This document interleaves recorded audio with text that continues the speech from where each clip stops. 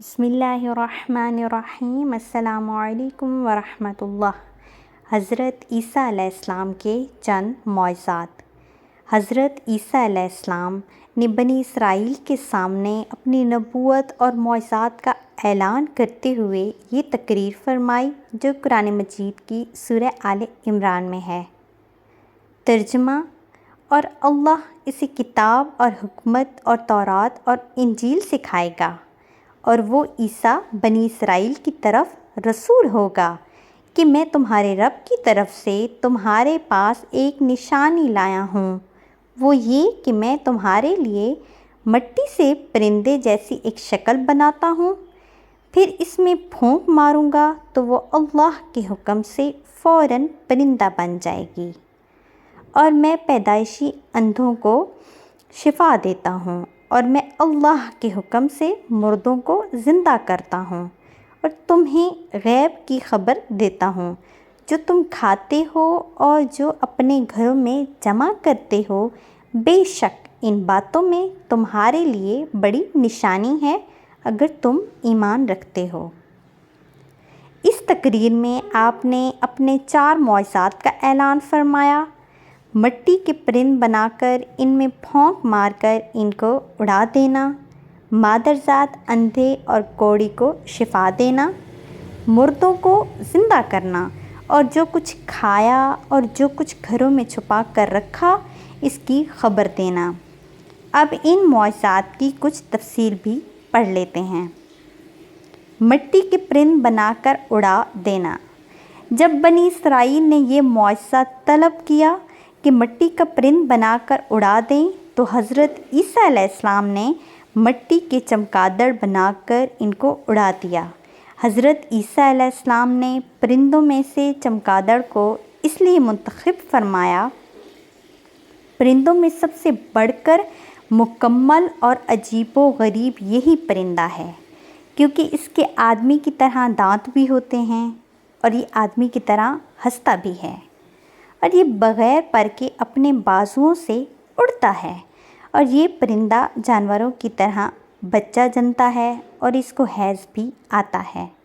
روایات ہے کہ جب تک بنی اسرائیل دیکھتے رہتے یہ چمگادڑ اڑتے رہتے۔ ایسا اس لیے ہوتا تھا تاکہ خدا کے پیدا کیے ہوئے اور بندہ خدا کے پیدا کیے پرند میں فرق اور امتیاز باقی رہے۔ مادرزاد اندھوں کو شفا دینا۔ روایات ہے کہ ایک دن میں 50 اندھوں اور کوڑیوں کو آپ کی دعا سے اس شرط پر شفا حاصل ہوئی کہ وہ ایمان لائیں گے۔ مردوں کو زندہ کرنا۔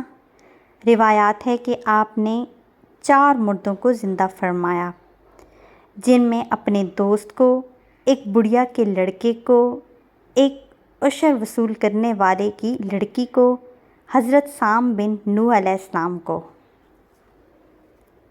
حضرت عیسیٰ علیہ السلام کے ایک مخلص دوست تھے۔ جب ان کا انتقال ہونے لگا تو ان کی بہن نے آپ کے پاس قاصد بھیجا کہ آپ کا دوست مر رہا ہے۔ اس وقت آپ نے اپنے دوست سے 3 دن کی دوری کی مسافت پر تھے۔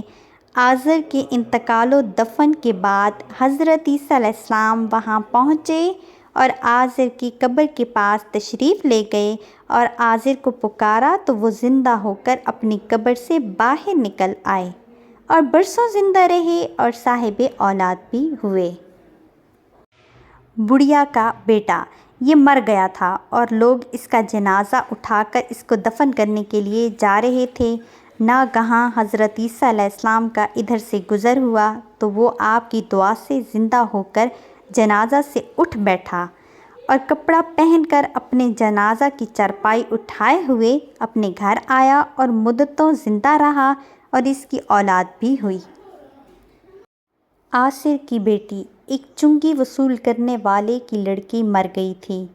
اس کی موت کے ایک دن بعد حضرت عیسیٰ علیہ السلام کی دعا سے زندہ ہو گئی اور بہت دنوں تک زندہ رہی اور اس کے کئی بچے بھی ہوئے۔ حضرت سام بن نوح۔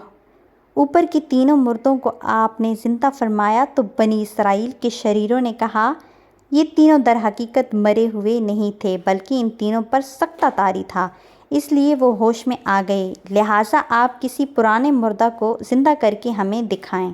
تو آپ نے فرمایا کہ حضرت سام بن نوح علیہ السلام کو وفات پائے ہوئے 4000 برس کا زمانہ گزر گیا، تم لوگ مجھے ان کی قبر پر لے چلو، ان کو خدا کے حکم سے زندہ کر دیتا ہوں۔ تو آپ نے ان کی قبر کے پاس جا کر اسم اعظم پڑھا، فوراً ہی حضرت سام بن نوح علیہ السلام قبر سے زندہ ہو کر نکل آئے اور گھبرائے ہوئے پوچھا کہ کیا قیامت قائم ہو گئی ہے؟